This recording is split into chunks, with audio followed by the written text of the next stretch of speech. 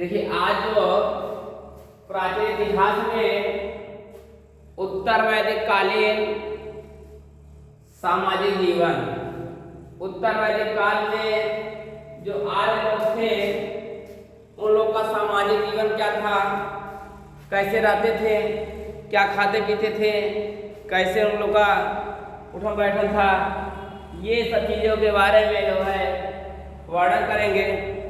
तो आप सब समझिएगा, देखते रहिए, जहाँ न समझ आए बताइएगा। उत्तर वैदिक काल में सबसे महत्वपूर्ण परिवर्तन आया वर्ण व्यवस्था। उत्तर वैदिक काल में ही वर्ण व्यवस्था में आया कि जिसमें जन्म ही इसका आधार माना गया। उत्तर वैदिक काल में ही वर्ण व्यवस्था आई। वर्ण व्यवस्था तात्पर्य है जन्म ही उसका आधार मान लिया गया कि आप किस जात में जन्म लिए हैं, किस कुल में जन्म लिए हैं, ब्राह्मण में है, क्षत्रिय में है, वैश्य में है, शूद्र में है। तो उत्तर वैदिक काल में यही आया कि आप किस कुल में जन्म लिए हैं, आपका जन्म जो है जन्म ही इसका आधार मान लिया गया है। वर्ण व्यवस्था की नींव ऋग्वैदिक काल में ही पड़ी। जो वर्ण व्यवस्था जो थी इसकी नींव तो ऋग्वेद में ही पड़ गए थे। 4 वेद बता दिए गए थे, मतलब कि कैसे ब्राह्मण, क्षत्रिय, वैश्य, शूद्र न, ये तो ऋग्वेद में बता दिए गए थे। उसी को जो है उत्तर वैदिक काल में आगे बढ़ा दिया गया, उसको व्यवस्थित ढंग से बना दिया गया है। वहाँ कुछ कम मान रहे थे, यहाँ कुछ उसको उसमें कुछ परिवर्तन कर दिया गया है उत्तर वैदिक काल में ही। और किंतु उत्तर वैदिक काल में इसमें जटिलता गई, जटिलता आ गई, जटिलता और कठिनाई आ गई और सरल जटिलता और कुछ परिवर्तन कर दिया गया। ऋग्वेद की अपेक्षा उत्तर वैदिक काल में जो सामाजिक जीवन में कुछ परिवर्तन, ढेर सारा परिवर्तन आ गया। उत्तर वैदिक कालीन में सामाजिक जीवन में ऐतरेय ब्राह्मण से ज्ञात होता है, किस ब्राह्मण से? ऐतरेय ब्राह्मण से ज्ञात होता है कि क्षत्रियों की स्थिति उच्च थी। क्षत्रियों की स्थिति उच्च थी। सबसे पहले नंबर पर क्षत्रिय माने जाते थे। देखिए ऋग्वेद में ब्राह्मण को उच्च कोटि माना गया, परंतु उत्तर वैदिक काल में जो है क्षत्रियों को सबसे पहले उच्च कोटि माना गया। उच्च कोटि के पुरुष क्षत्रिय को माना गया। किसे माना गया? उच्च कोट के पुरुष क्षत्रिय को माना गया। दूसरे पहले नंबर पे नहीं, दूसरे स्थान पर जो है ब्राह्मण को, नहीं ब्राह्मण दूसरे पे थे। दूसरे पे जो है ब्राह्मण थे। देखिए जबकि ब्राह्मण थे जो है ये दूसरे स्थान पर, तथा वैश्य जो है तीसरे स्थान पर थे।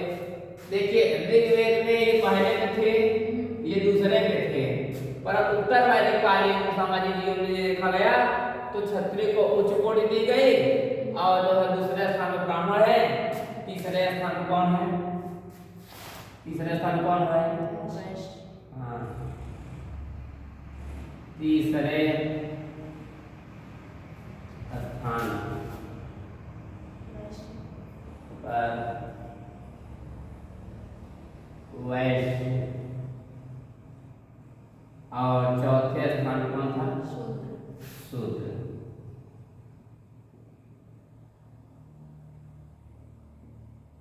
चौथे स्थान पर शूद्र।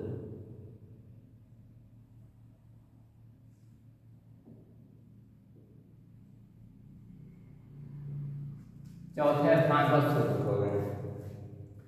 देखिए यही है ऋग्वैदिक काल, उत्तर वैदिक काल में यही परिवर्तन हुआ कि ऋग्वेद में सबसे पहले ब्राह्मण पहला स्थान था, दूसरे स्थान पर क्षत्रिय थे, तीसरे स्थान वैश्य थे, चौथे स्थान शूद्र थे। परंतु उत्तर वैदिक काल में यही जटिलता आई कि ब्राह्मण को दूसरे स्थान पर दिया गया, क्षत्रिय को पहले स्थान पर दिया गया। ऐसा इसलिए कर दिया गया जो शारीरिक शरीर से ठीक ठाक हो, जो दूसरे को रक्षा कर सकता हो। उत्तर वैदिक काल में कहा गया जो दूसरे की रक्षा कर सकता है, जो दूसरे को बचाने में समर्थ हो, उसे पहला स्थान दिया जाएगा, कि ना कि ब्राह्मण को दिया जाएगा। ब्राह्मण को मुंह से बोल दे रहे हैं, काम खत्म। वो आके कथा सुना रहे हैं, भिक्षुक हैं, भिखारी भी हैं, इसलिए जो है ब्राह्मण को दूसरे स्थान कर दिया गया, क्षत्रिय को पहले स्थान पर कर दिया गया। उत्तर वैदिक कालीन स्त्रियों की दशा। उत्तर वैदिक काल में जो है स्त्रियों की दशा हेडिंग आ गई, उत्तर वैदिक कालीन स्त्रियों की दशा। अब देखिए कि उत्तर वैदिक कालीन स्त्रियों की दशा। उत्तर वैदिक काल में स्त्रियों की दशा क्या थी? ऋग्वैदिक काल में बताया गया था स्त्रियों की कैसी दशा थी, बहुत अच्छी मानी जाते थे, इसलिए कि वहाँ जो ऋग्वेद में स्त्रियां थे सभा समिति में भाग लेते थे, विदत में, हाँ, और घुड़सवारी भी करते थे, और जो है पर्दा प्रथा नहीं था, विधवा विवाह नहीं था, अपना संस्कार नहीं था, तमाम तरह के जो कुरीतियां जो है ऋग्वेद में स्त्रियों के साथ नहीं किया जाता, कोई भेदभाव नहीं किया जाता था। परंतु उत्तर, हाँ, उनको पढ़ने का अपना संस्कार भी था, अपना संस्कार भी था, उनको दिए थी कि कहीं भी जाकर पढ़ सकते हैं। आजीवन कुमारी कन्याएं आजीवन कही जाती थी, आजीवन विधवा रह सकती थी कन्याएं, ऐसी बात नहीं है, किसी बात नहीं था, शादी करना ही है, ये भी बात नहीं था ऋग्वेद में। परंतु उत्तर वैदिक काल में देखिए क्या आता है, स्त्रियों की कैसी दशा थी। ऋग्वैदिक काल की अपेक्षा जो है उत्तर वैदिक काल में जो है, उत्तर वैदिक काल में स्त्रियों की दशा में जो है गिरावट आई। ऋग्वैदिक काल की अपेक्षा जो है उत्तर वैदिक काल में जो है स्त्रियों की दशा में क्या गिरावट आ गई। गिरावट का तात्पर्य क्या है, इसमें क्या गिरावट आ गई? जैसे कि ऐतरेय ब्राह्मण में मिलता है, जैसे कि ऐतरेय ब्राह्मण में मिलता है, क्या मिलता है कि पुत्री दुख का कारण है। उत्तर वैदिक काल के ऐतरेय ब्राह्मण में मिलता है पुत्री जो है दुखों का कारण है, क्या है? पुत्री दुख के कारण है। और जबकि मैत्रेयी संहिता में स्त्रियों को पासा या सुरा के बाद तीसरी बुराई कहा गया है, जबकि मैत्री जो है मैत्रेयी में, मैत्रेयी संहिता में जो है स्त्रियों को जो है सुरा कहा गया, मतलब कि सुरा कह सकते हो, सुरा या पासा जुआ खेलने योग्य बताया गया है। जैसे इसमें क्या क्या है देखिए, जो है उत्तर वैदिक काल में स्त्रियों की दशा में क्या आया, गिरावट आ गई है। और ऐतरेय ब्राह्मण, किस ब्राह्मण में? ऐतरेय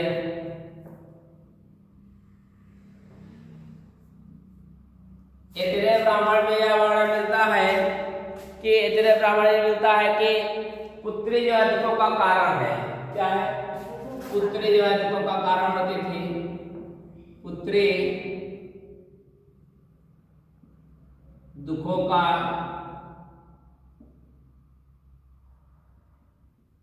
कारण है। जो पुत्रियां होती थी दुखों का कारण मानी जाती थी। उत्तर वैदिक काल में किसी के यहाँ पुत्री हो गई, कहते बाप रे काल हो गई है, मतलब कि उनके लिए एक बोझ बन गया, तो कैसे करेंगे गरीब बाप रे, कैसे होगा इनका अब? अरे काहे नहीं होगा। और उसके बाद जबकि जो है मैत्रेयी संहिता में मिलता है, जैसे मैत्रेयी, जबकि मैत्रेयी मैत्रेयी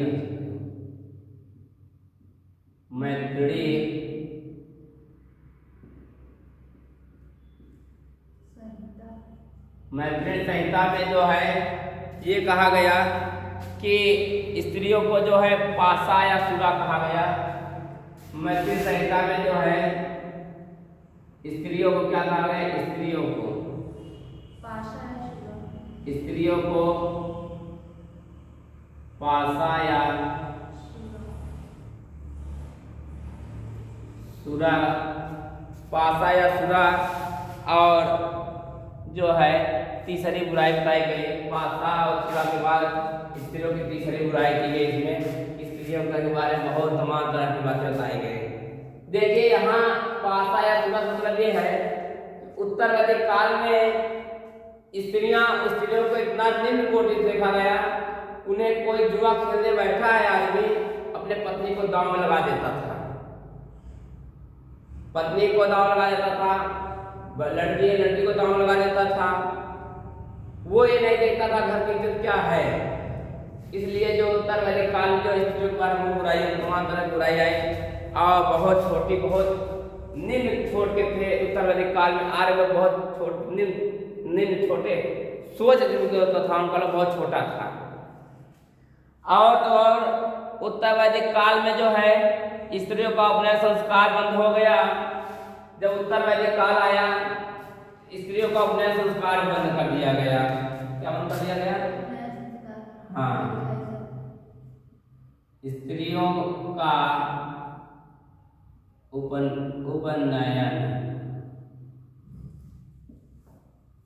संस्कार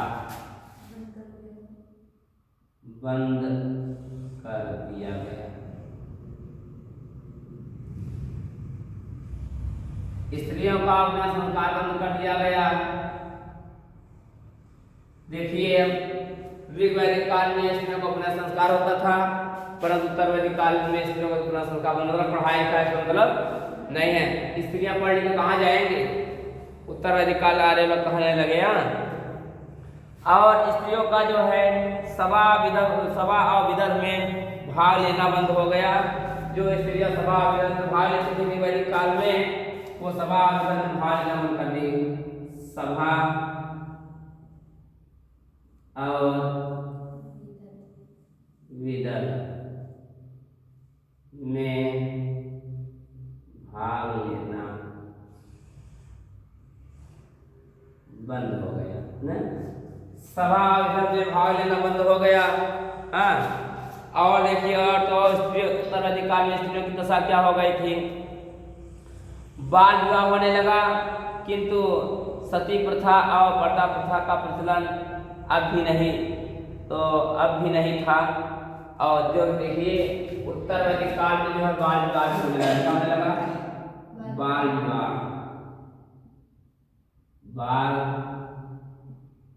विवाह होने लगा। और उत्तर वैदिक काल में जो है सती प्रथा पर्दा प्रथा अभी नहीं था, ये ठीक था। सती प्रथा पर्दा प्रथा, सती प्रथा पर्दा प्रथा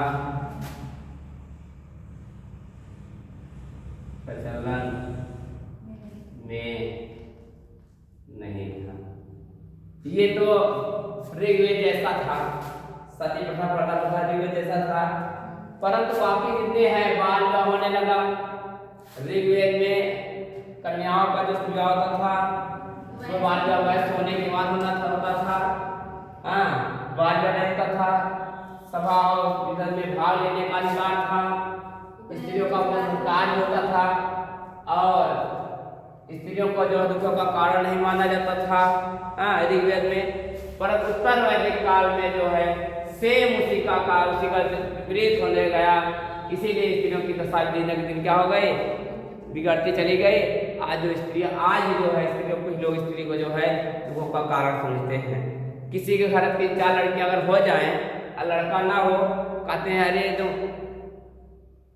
जान लीजिए घर क्या क्या ना कर दे, अब ये जान लीजिए तमाम तरह की बातें बोलने लगते, ताना मारने लगते हैं। इससे लोग तंग आ जाते हैं। उसके बाद आता है उत्तर वैदिक कालीन विदुषियां। विदुषी क्या है? देखिए उत्तर वैदिक कालीन विदुषियां बताते हैं।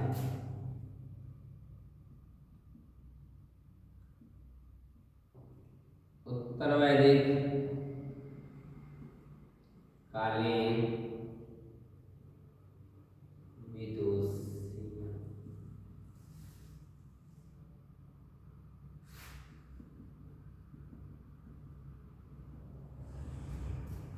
उत्तर वैदिक कालीन विदुषियां क्या है? देख बता रहा हूं कि याज्ञवल्क्य की दो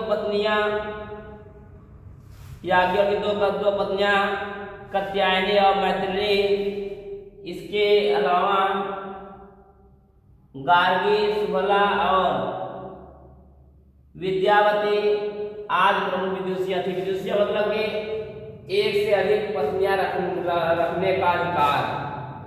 विदुषियां मतलब अगर कोई अगर है तो एक से अधिक पत्नियां रख सकता था।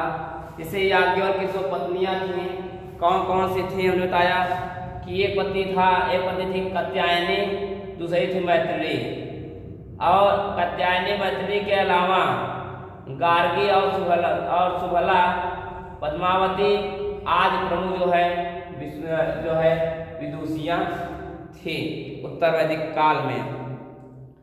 अब देखिए उत्तर वैदिक काल में गोत्र प्रथा भी चलता था। कौन प्रथा? गोत्र भी देखा जाता था। हाँ, गोत्र मतलब आप किस कास्ट के हैं, जिस कास्ट के हैं उसी गोत्र देखा जाता था। अब आज ये प्रथा चलती आ रही है, अभी भी है। हाँ, अभी भी है। तो देखिए गोत्र प्रथा का मतलब गोत्र का शाब्दिक अर्थ होता है गोष्ठ होता है गोष्ठ अर्थात वह स्थान जहाँ समुचे कुल का गाय का पालन किया जाता था, उसे गोत्र कहा जाता था, परंतु उसे चेंज कर दिया गया है। लेकिन पहले गोत्र का अर्थ होता था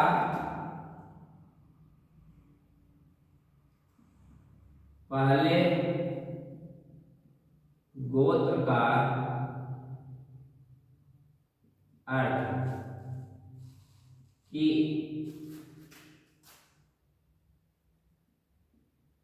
पूरे कुल की गायों के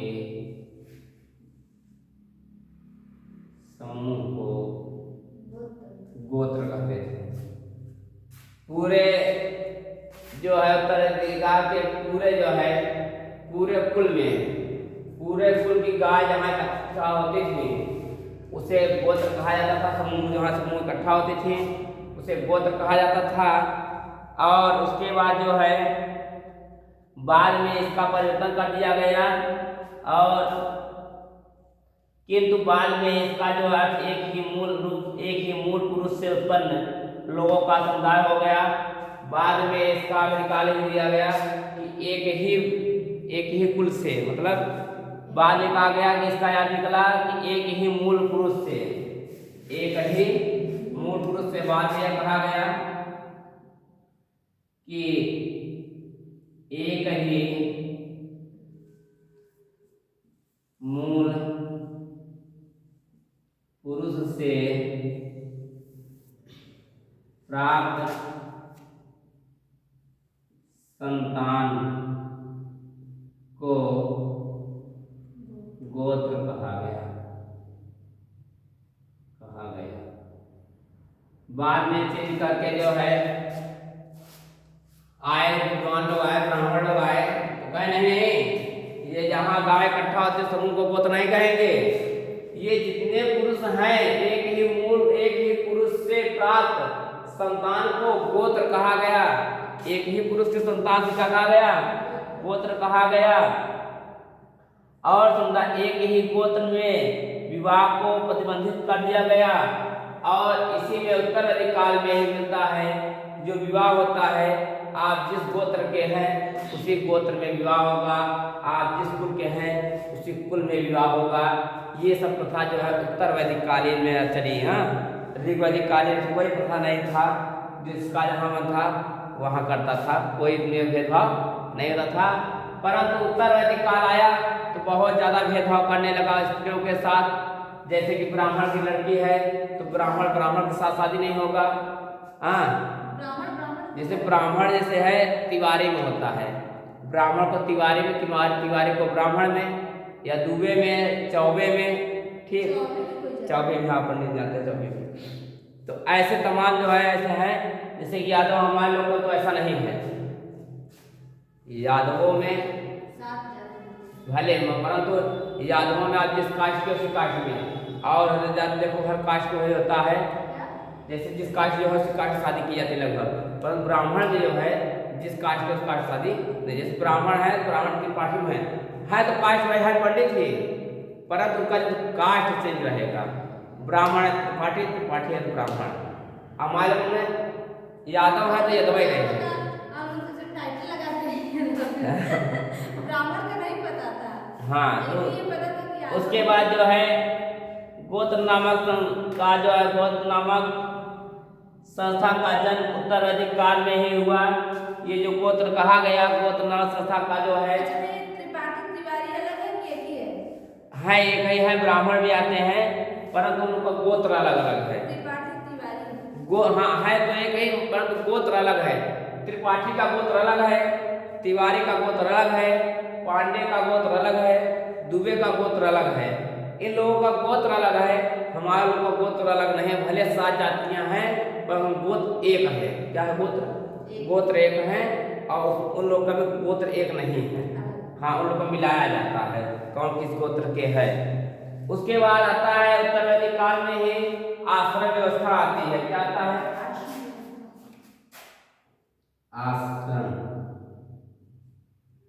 आश्रम व्यवस्था।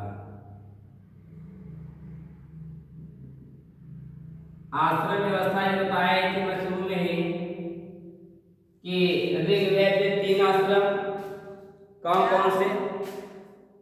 ऋग्वेद में 3 आश्रम ब्रह्मचर्य, क्या होता है? ब्रह्मचर्य, गृहस्थ, वानप्रस्थ। उत्तर वैदिक काल में चौथा आश्रम आया सन्यासी आश्रम आया। क्या है? सन्यासी आश्रम आया। उत्तर वैदिक काल में जो है आश्रम का शुभारंभ होता है। उत्तर वैदिक काल से ही आश्रमों का शुभारंभ माना जाता है। यहीं से आश्रम व्यवस्था चालू हो गई, उत्तर वैदिक काल से चालू हो गई थी। किंतु इस समय केवल 3 आश्रमों का उल्लेख किया गया है। चौथा आश्रम सन्यासी आश्रम जो उत्तर वैदिक काल के बाद आया। जो सन्यासी आश्रम आता है उत्तर वैदिक काल के बाद ही आता है, सन्यासी आश्रम आता है। और प्रारंभिक 3 आश्रमों जो है, प्रारंभ में 3 आश्रम ब्रह्मचर्य, वानप्रस्थ और गृहस्थ, ये 3 आश्रम जो हैं उल्लेख छांदोपनिषद में मिलता है। क्या मिलता है? छांदोपनिषद के सामवेद में। कहाँ मिलता है? छांदोपनिषद के सामवेद। ध्यान दीजिएगा कौन कौन से बताओ? ब्रह्मचर्य,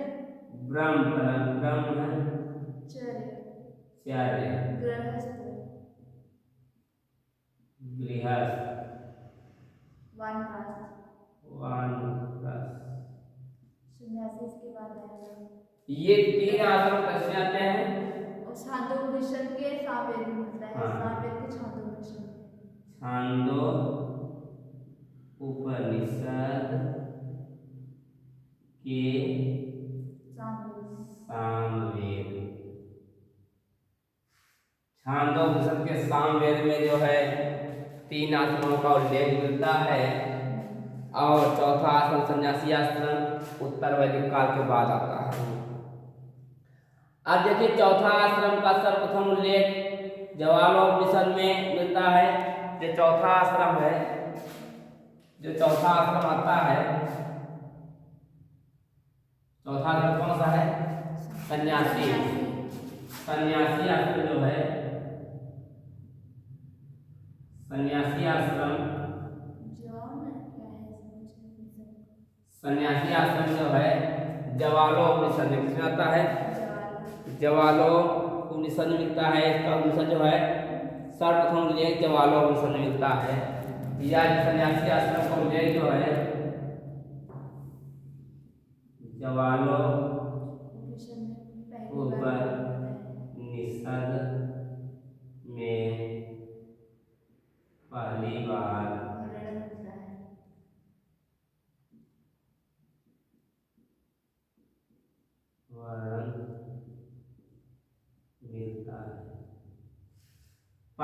वर्णन मिलता है सन्यासी आश्रम का जो है जवालोपनिषद में।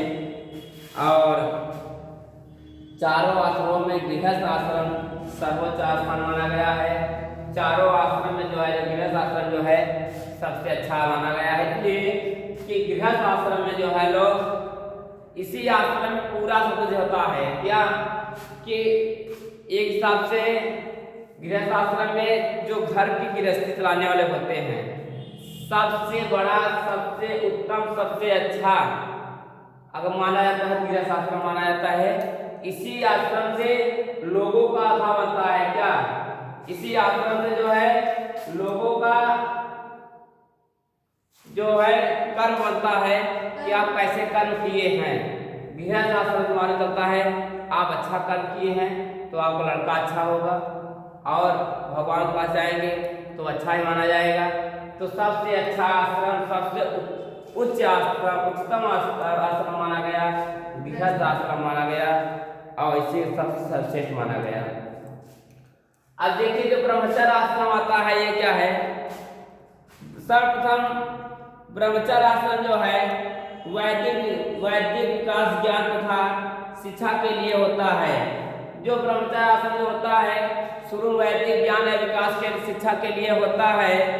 और इसी आश्रम में जो है ब्रह्मचर्य आश्रम विद्या आरंभ का काल माना जाता था। ब्रह्मचर्य आश्रम से ही विद्या का जो है काल निर्धारण होता था। ये बच्चे में क्या करेंगे, पढ़ना चालू कर देंगे और जिसका प्रारंभ उपनयन संस्कार से होता था, जिसका प्रारंभ उपनयन संस्कार से होता था। जो ब्रह्मचर्य आश्रम है यह उपनयन संस्कार से चालू हो जाता था। जो लड़का 4, 5, 6 साल होता था उसका उपनयन संस्कार कर दिया जाता था। उसके बाद जो है उसको पढ़ने के लिए भेज दिया जाता था। जब तक शिक्षा नहीं ग्रहण होती तब तो वो पढ़ता रहता था। ये ब्रह्मचर्य आश्रम जो है 1 से 25 वर्ष तक माना जाता था। कब से 1 से 25 वर्ष तक ब्रह्मचर्य आश्रम माना जाता था। और अब देखिए उपनयन संस्कार दिया गया। उपनयन संस्कार क्या है, उपनयन संस्कार जो है ब्राह्मण का 8 वर्ष की, जो ब्राह्मण का लड़का लड़के होते थे उन्हें 8 वर्ष में जो उपनयन संस्कार कर दिया जाता था। हाँ 8 वर्ष में। और जो है बसंत ऋतु में, किस ऋतु में, बसंत मतलब कहते नहीं बारिश नहीं हो तो गर्मी, थोड़ा गर्मी का मौसम रहता है बसंत बहुत। हाँ तो जानते हो ब्राह्मण का जो लड़का होता था उसे बसंत ऋतु में 8वें वर्ष में, मतलब कि ब्राह्मण का लड़का 8वें वर्ष में पढ़ने लगेगा। और बसंत ऋतु में ठंडी पड़े ना गर्मी, उसने इतना संस्कार कर उसमें नहलाया जाता था। पहली बार लड़कों को नहलाया जाता था और उसके बाद उसको शिक्षा के लिए भेजा जाता था। सोचिए कितने बुद्धिमान थे, 8वें वर्ष में अपने बच्चों को कर दिए हमारा लड़का 8वें साल पढ़ने लगेगा। और उसके बाद जो आया छत्री का 11 वर्ष में। अब देखिए जो छत्री का लड़का है, जो छत्री का लड़का होगा वो जब 11 साल नहीं होगा तब तो उपनयन संस्कार नहीं होगा, तो पढ़ने लायक नहीं होगा।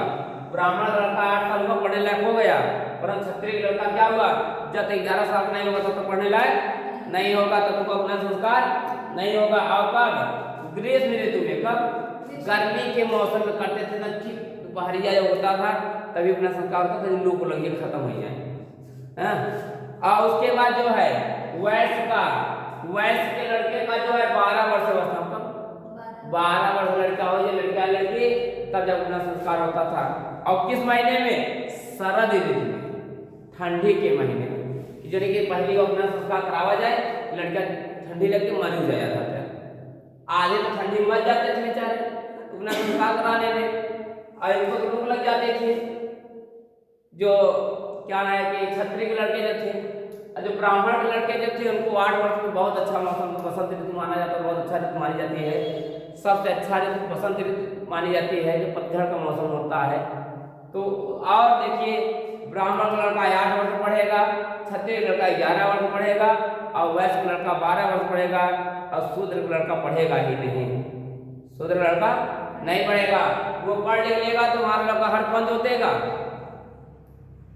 उत्तर वैदिक काल में कहा गया शूद्र लड़का पढ़ जाएगा कहाँ, जिसे कोई छूने पाप है वो लड़का क्या पढ़ेगा, उसका अपना संस्कार ही नहीं होता था, उसको शिक्षा से वंचित कर दिया जाता था। जैसे भीमराव अम्बेडकर थे, दलित समाज के थे, उन्हें शिक्षा से वंचित कर दिया जाता था, कमरे में नहीं बैठने दिया जाता था। वो एक जगह बाहर बैठकर वह खिड़की से पढ़ते रहते थे, वहीं से जितना पढ़ाया जाता था शिक्षा ले लेते थे। एक बार जब टेस्ट हुआ, टेस्ट में जो है अच्छा नंबर आया उनका, और सब लड़कों से पहला स्थान आ गया। एक दिन अधिकारी पूछने वाले आए, सभी बच्चे से पूछे, नहीं बता पाए। उन्होंने कहा मैं बताऊं सर, मैं बताइए। तो उन्होंने फर्स्ट पूरा का पूरा आंसर दे दिए। उसी दिन से जो है भीमराव अम्बेडकर के कमरे में बैठाया गया, उनको सम्मानित किया गया।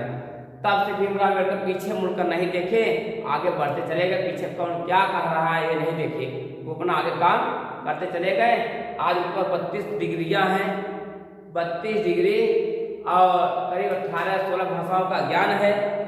हाँ, और उनको अमेरिका में जो इंग्लैंड जो है उनका पूजा होती है।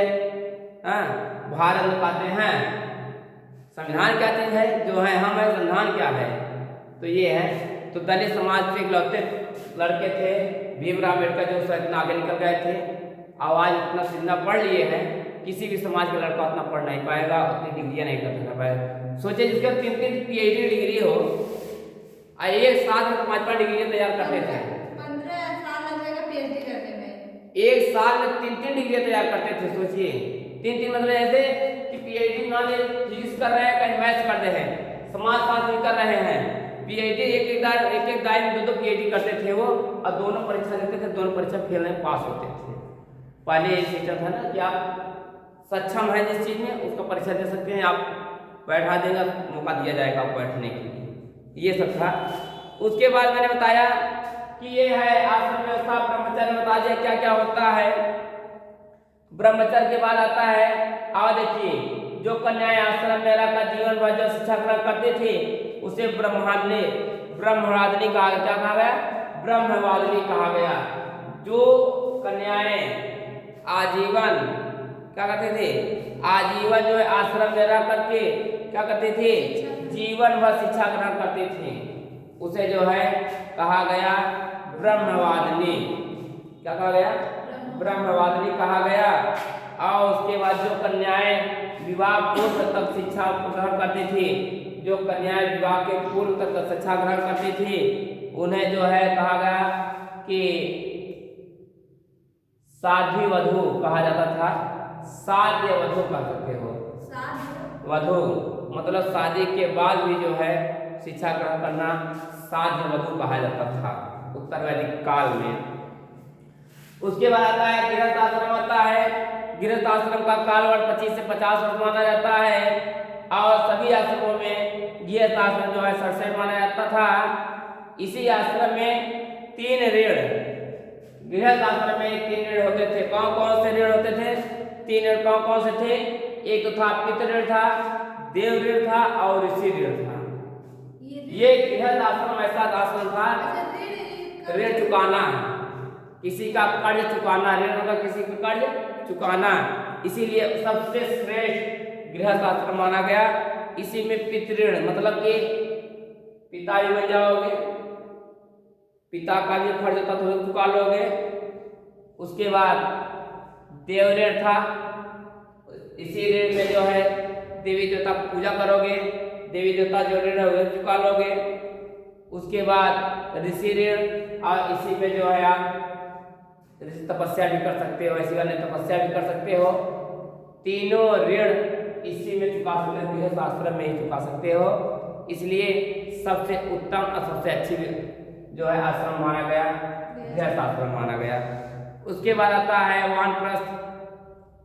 और देखिए इन सभी आश्रमों में 5 महायज्ञ, गृहस्थ आश्रम में जो है 5 महायज्ञ होता था। कौन कौन से? पितृयज्ञ, देवयज्ञ, ऋषि यज्ञ, भूत यज्ञ और अतिथि यज्ञ किए जाते थे। ये जो है गृहस्थ आश्रम में जो 5 यज्ञ भी किए जाते थे। उसके बाद आता है वानप्रस्थ। वानप्रस्थ जो है 50 से वानप्रस्थ आता है। वानप्रस्थ में जो है गृहस्थ आश्रम छांदोग्य मिलता है। उसके बाद जो वानप्रस्थ जो आता है, वानप्रस्थ जो है ये 50 से 75 वर्ष माना गया। उसमें यह कहा गया कि वानप्रस्थ व्यक्ति घर से बाहर चला जाता था, व्यक्ति घर से बाहर चला जाता था, किंतु उसका जुड़ाव जो है घर से लगा हुआ रहता था। घर से जुड़ा रहता था, लगाव घर से रहता था। घर वाले खाना पहुंचाते थे, सब कुछ घर वाले करते थे। और हाँ, जैसे कोई कहीं रहने लगे, घर छोड़ कर दूसरे रहने लगे, तो वानप्रस्थ वही कहा जाता था। उसके बाद आता है आखिरी और सबसे लास्ट सन्यासी आश्रम आता है, जो 75 से 100 वर्ष माना जाता था। इसमें जो है ये सन्यासी आश्रम में व्यक्ति जो है मोह माया त्याग कर, व्यक्ति जो है मोह माया त्याग कर तो घर से सारा जो है सारे रिश्ते नाते तोड़ करके जो है वह जंगल या गुफाओं में चला जाता था और किसी से जो है कोई मतलब नहीं रहता था। मरे हैं बचे हैं क्या है, घर वालों से कोई संबंध नहीं रहता था कि बाबू मर गए हैं तो हड्डी के लेके बा होने वालों बा, बाबू मरा कफन के दे जाए, उससे भी मतलब नहीं था। सन्यासी आश्रम से मतलब ये था कि घर के किसी भी व्यक्ति से उनसे कोई संबंध नहीं रह गया है, ऐसे संबंध पर काम किए। तो ये था हमारा उत्तर वैदिक काल में जो है उत्तर वैदिक सामाजिक जीवन, उत्तर वैदिक शरीर की दशा, उत्तर वैदिक कालीन मनुष्य कौन कौन थे, गोत्र कौन कौन से थे, आश्रम कौन कौन से थे, मैंने बता दिया।